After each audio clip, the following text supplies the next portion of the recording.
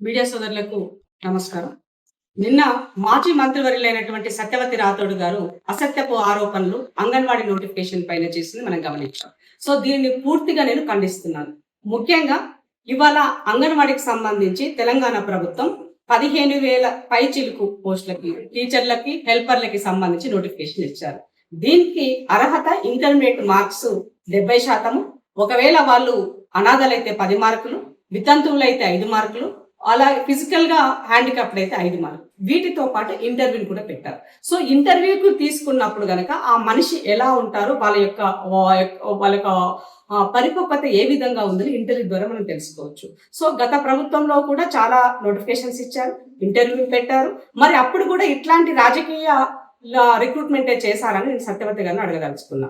నిజంగానే మీరు చదువుకొని ఉద్యోగాలంటే ఎట్లా రిక్రూట్మెంట్ చేసో తెలిసి ఉంటే ఇట్లాంటి ఆరోపణలు మీరు చెయ్యరు. ముఖ్యంగా ఇవాళ అంగన్వాడీలు అంటే మహిళలకి, పిల్లలకి సంబంధించినటువంటి అంశం. ఒక సెన్సిటివ్ గా వాళ్ళతో డీల్ చేయాల్సినటువంటి విషయం.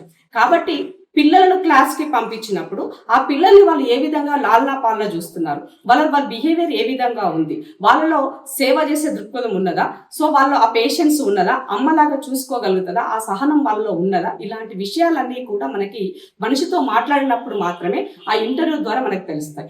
మార్కుల బేస్ చేసుకొని మార్కులతోనే రిక్రూట్మెంట్ చేసినప్పుడు మనం గత అనుభవాలు మనం చూస్తున్నాం. అంగన్వాడీ టీచర్లు పిల్లల్ని ఏ విధంగా ఎక్కడెక్కడ ఇబ్బంది పెట్టినారో గత అనుభవాలు మనకు చెబుతున్నాయి. ఆ అనుభవాల ద్వారా పాఠాలు నేర్చుకోకుండా దీన్ని మార్పు కోసము ఒక క్వాలిటీగా, ట్రాన్స్పరెంట్ గా ఒక కలెక్టర్ ఆధ్వర్యంలో జరిగే కమిటీ ద్వారా దాంట్లో దాంట్లో జిల్లా లెవెల్లో కలెక్టర్ తో పాటుగా ఆర్డీఓ ఉంటారు, ఆరోగ్య శాఖకు సంబంధించిన జిల్లాధికారి ఉంటారు, అట్లాగే సంక్షేమ శాఖకు సంబంధించిన అధికారులు ఉంటారు. ఇన్ కేస్ ఐటీడీ అయితే ఐటీడీ ప్రాంతానికి సంబంధించిన ఐటీడీ అధికారులు ఉంటారు. మరి ఇక్కడ ఏ విధంగా అవకతవకలు జరుగుతాయో చెప్పాల్సిన అవసరం ఉంది. మీలాగా పేపర్ లీకేజీలు చేసి, మీలాగా నోటిఫికేషన్లు ఇచ్చి మరునాడే కోట్లకు మెట్లెక్కే విధంగా టెక్నికల్ గా లోపాలతోనే ఇచ్చేటువంటి పరిస్థితి ఈ ప్రభుత్వానికి లేదు. ఆ యొక్క ఆలోచన కూడా మాకు లేదు అన్నది సత్యవతి గారు తెలుసుకోవాల్సిన అవసరం ఉంది. మీ పేరు నాకు తెలిసి సత్యవతి కాకుండా అసత్యవతిగా పెట్టుకుంటే బాగుంటుందేమో నేను అనుకుంటున్నా. ఎందుకు అనంటే నిజంగానే ఒక సోయి ఉన్నటువంటి తెలంగాణ ప్రజల పట్ల, సంక్షేమం పట్ల మీకు ఆలోచన ఉండి మంచి పోషక విలువలు ఉండే అటువంటి వాటిని అమలు చేయాలనే ఒకవేళ ఆలోచన ఉండుంటే మీరు ఈ రకమైనటువంటి స్టేట్మెంట్స్ చేసేవాళ్ళు కానీ ఆరోపణలు చేసేవాళ్ళు కారు కదని అర్థమవుతుంది. నీకు నిజంగానే సీతక్కకున్నంత డిగ్రీలు ఉన్నాయా? సీతక్కకున్నంత ప్రజలతో ఉన్నటువంటి మమేకం ఉందా? సీతక్కలో ఉన్న పనితనం మీలో ఉన్నదా? పనితనం ఉంటే మీరు ఇట్లా మాట్లాడే వాళ్ళు కాదు. ఆమె శాఖకి సంబంధించిన ఏ అంశం వచ్చినా కూడా ఆమె పైన ఆరోపణలు చేయాలి, ఆమె పైన ఏదో ఒకటి బట్టగాల్చి మీద వేయాలి. ఇదేనా నీ నైజం?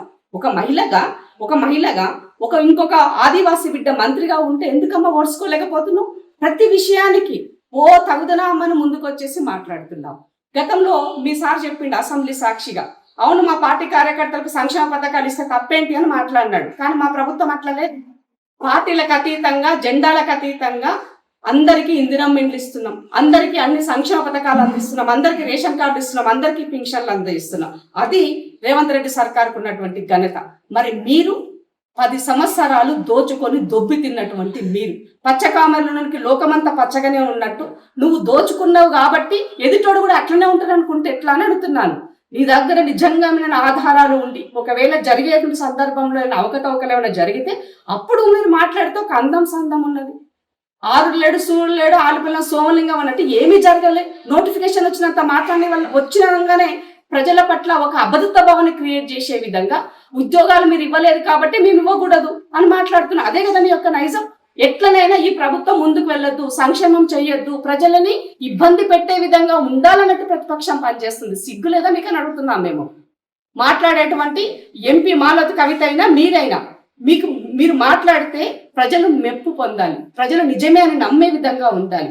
అవన్నీ వదిలేసి లేనిపోని ఆరోపణలు చేసి ఇవాళ ఈ ప్రభుత్వం చేసేటువంటి మంచిని ఓర్చుకోలేకనే ఈ ప్రజాపాలన ప్రభుత్వం అంటేనే మహిళా ప్రభుత్వం అని అనుకుంటున్నారు. కాబట్టి అలా ఉండకూడదు అన్న ఒక దుర్బుద్ధితోటి, ఆ నైజంతో ఇవాళ పొద్దున్న లేస్తే ఆరోపణలు చేస్తున్నటువంటి సత్యవతి గారు మీ వ్యాఖ్యలు వెనక్కి తీసుకోండి.